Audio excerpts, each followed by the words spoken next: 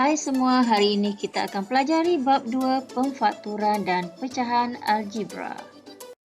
Kemahiran pertama dalam bab ini adalah berkenaan dengan kembangan, iaitu menghilangkan kurungan. Okey, kita boleh nyatakan di sini ada dua jenis soalan yang akan keluar, iaitu dalam satu kurungan dan satu jenis lagi adalah berbentuk dua kurungan. Okey, kita lihat di dalam gambar rajah ini, cikgu nyatakan ada contoh di sini A, B tambah C, yang mana A berada di luar kurungan dan hanya ada satu kurungan sahaja iaitu B tambah C. Berbanding dengan bentuk dua kurungan yang mana di situ dilihat dua kurungan A tambah B dan kurungan kedua adalah C tambah D. Okey, bagaimana kita nak menyelesaikan masalah ini? Yang penting dalam bab ini adalah error, iaitu anak panah. Okey, dilihat A yang berada di luar kurungan, kita darabkan dengan ahli yang ada di dalam kurungan. Begitu juga A perlu didarab dengan C yang berada di dalam kurungan. Jadi jawapannya adalah AB kerana A darab B, jawapannya AB tambah adalah kerana operasi yang berada di dalam kurungan adalah tambah. Sementara yang akhir sekali A darab C, jawapannya AC. Seterusnya, untuk bentuk yang kedua, A darab dengan C. Perhatikan dengan teliti anak panah yang telah diberi. A darab dengan C. Jawapannya AC. Seterusnya, A itu kita darab pula dengan D. Jawapannya tambah AD. Okey, seterusnya anak panah yang jenis kedua adalah dari bawah, iaitu B darab dengan C. Jawapannya tambah BC. Seterusnya B darab dengan D. Jawapannya adalah BD. Okey, setiap huruf ataupun setiap nombor perlu didarab satu kali sahaja. So, yang penting di sini, kurungan yang pertama perlulah dilihat. A perlu didarab sebanyak 2 kali. B juga perlu didarab sebanyak 2 kali dengan ahli kurungan yang kedua. Okey, jadi ini sahaja yang perlu kamu fikir iaitu tentang anak panah yang tertentu. Okey, iaitu satu kurungan dan dua kurungan. Mari kita lihat contoh satu, kembangan menggunakan satu kurungan. Okey, dalam soalan, W didarab dengan X tambah Y. W, X tambah Y. Okey, mula-mula kita akan darabkan W dengan ahli di dalam kurungannya, iaitu W darab dengan X, kemudian W darab dengan Y. Okey, perlu ada simbol tambah kerana di dalam kurungan tersebut adalah simbol tambah. Okey, jadi W darab dengan X, jawapannya adalah WX tambah W darab Y ialah WY. Contoh 2, kembangkan 3A tolak C. Jadi kita keluarkan soalannya terlebih dahulu. 3 itu kita perlu darab dengan ahli di dalam kurungan. 3 darab A, kemudian 3 darab C. Okey, kita lihat di dalam kurungan ada simbol tolak, maka kita perlu menulis simbol tolak sebagai jawapannya. Jadi 3 darab A adalah 3A, tolak 3 darab C adalah 3C. Beralih pula kita kepada contoh 3, kembangkan 7G M tambah 2N. Yang mana soalan ini melibatkan gabungan antara nombor dan pemboleh ubah, iaitu sebutan algebra. Kita keluarkan soalannya terlebih dahulu. Jadi seperti biasa, 7G berada di luar kurungan. Kita perlu darabkan dengan ahli di dalam kurungan, iaitu 7G darab dengan M. Okey, perhatikan di dalam kurungan adalah simbol tambah. Jadi, 7G itu darab dengan 2N mesti dihubungkan dengan simbol tambah. Okey, seterusnya 7G darab M sama dengan 7GM tambah 7G darab 2N bersamaan 14GN. Kita lihat pula contoh 4. Kembangkan negatif 6 M per 3 tambah 2N. Okey, jika kita perhatikan di sini, ianya melibatkan nombor negatif dan nombor pecahan algebra. Keluarkan soalan seperti biasa.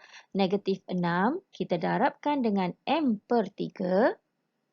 Seterusnya kita lihat di dalam kurungan terdapat simbol tambah dan di luarnya pula adalah nombor negatif. Okay, kita perhatikan cara menulis jawapannya.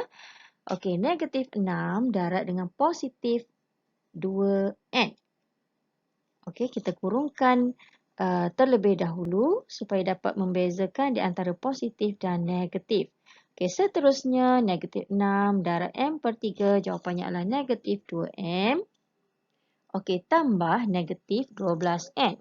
Okey, jika kita sudah mahir, kita boleh skip jalan kiraan ini. Yang mana kita boleh terus dapatkan jawapannya iaitu negatif 2M tolak 12N. Kerana positif berjumpa dengan negatif, jawapannya mesti dalam keadaan negatif. Seterusnya pula adalah contoh 5. Kembangkan 4I R tambah 2S tolak 8T. Okey, jika dilihat di sini, di dalam kurungan terdapat 3 pemboleh ubah ataupun 3 sebutan. Okey, seperti biasa kita keluarkan dulu soalan. 4I perlu didarab dengan R. Seterusnya 4I perlu didarab dengan 2S. Okey, teliti dengan betul-betul operasi yang ada di dalam kurungan iaitu tambah, maka kita perlu gabungkannya dengan operasi tambah. Seterusnya 4I itu kita darab pula dengan 8T dan perhatikan simbol yang ada di hadapan 8T tersebut. Okey, maka di sini kita perlulah letak simbol tolak. Okey, seterusnya 4I darab R, jawapannya 4IR. Tambah 4I darab 2S bersamaan 8IS dan tolak 4I darab 8T bersamaan dengan tolak 32ET. Senang je kan? Dah pun habis satu jenis iaitu satu kurungan. Okey, sekarang kita beralih kepada jenis yang kedua iaitu dua kurungan. Beralih pula kita kepada kembangan jenis yang kedua iaitu kembangan ungkapan algebra dalam dua kurungan. Kita lihat contoh 1. Kembangkan W tambah W dan X tambah Y. Okey, kita keluarkan soalannya terlebih dahulu. W kita darab dengan X iaitu kurungan yang pertama. Ahli yang pertama kita kena darab dengan ahli yang pertama juga pada kurungan yang kedua. Seterusnya, W tadi kita tulis W darab X. Okey, berikutnya adalah W perlu didarab dengan ahli yang kedua pada kurungan kedua iaitu W darab Y. Perlu ditulis simbol tambah kerana di hadapan Y adalah simbol tambah. Seterusnya, kita ambil pula ahli yang kedua di dalam kurungan yang pertama iaitu W perlu didarab dengan X. Okey, operasi tambah juga digunakan. Seterusnya, W itu kita darab juga dengan Y. Okey, menjadikan jawapannya W darab X, WX tambah W darab Y, WY tambah W darab X menjadikannya tambah WX dan tambah W darab Y menjadikan jawapannya WY. Okey, jika dilihat tidak ada sebutan yang serupa, maka jawapannya adalah begini sahaja. Tidak perlu ditambah ataupun diubah apa-apa. Beralih kita kepada contoh 2. Jika tadi contoh 1 adalah melibatkan semua huruf. Okey, untuk contoh yang kedua ini kita melibatkan nombor dan huruf. Keluarkan soalan terlebih dahulu. 2I itu perlu didarab dengan C. Okey, seterusnya 2I perlu didarab dengan D. Pastikan operasinya adalah tambah kerana kedua-dua kurungan ini operasinya adalah tambah. Seterusnya, anak panah yang berada di bawah pula, F darab C dan F darab dengan D. 2E darab C adalah 2CE. Boleh juga jika kita nak tulis 2EC. Okey, seterusnya tambah 2E darab D, 2DE. Tambah F darab C, tambah CF. Tambah F darab D, tambah DF. Okey, untuk dua sebutan, kedudukannya boleh kita tukarkan. Contohnya tadi, CE boleh jadi EC. Begitulah seterusnya. Contoh 3. Kembangkan 2M tambah N dan P tolak S.